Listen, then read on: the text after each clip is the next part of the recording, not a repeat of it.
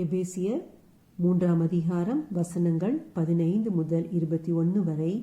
நம்முடைய கர்த்தராகிய இயேசு கிறிஸ்துவினுடைய பிதாவை நோக்கி முழங்கால் படியிட்டு, நீங்கள் அவருடைய ஆவியினாலே உள்ளான மனுஷனில் வல்லமையாய் பலப்படவும், விசுவாசத்தினாலே கிறிஸ்து உங்கள் இருதயங்களில் வாசமாயிருக்கவும், நீங்கள் அன்பிலே வேரூன்றி நிலை பெற்றவர்களாகி சகல பரிசுத்தவான்களோடும் கூட கிறிஸ்துவினுடைய அன்பின் அகலமும் நீளமும் ஆழமும் உயரமும் இன்னதென்று உணர்ந்து அறிவு கெட்டாத அந்த அன்பை அறிந்து கொள்ள வல்லவர்களாகவும், தேவனுடைய சகல பரிபூரணத்தாலும் நிறையப்படவும், அவர் தமது மகிமையினுடைய ஐஸ்வர்யத்தின்படியே உங்களுக்கு அனுக்கிரகம் பண்ண வேண்டும் என்று வேண்டிக் கொள்கிறேன்.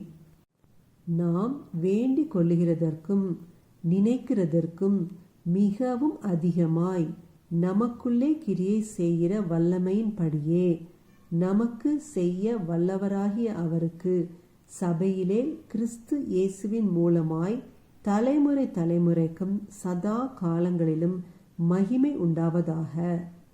ஆமேன். ஹல்லேலூயா.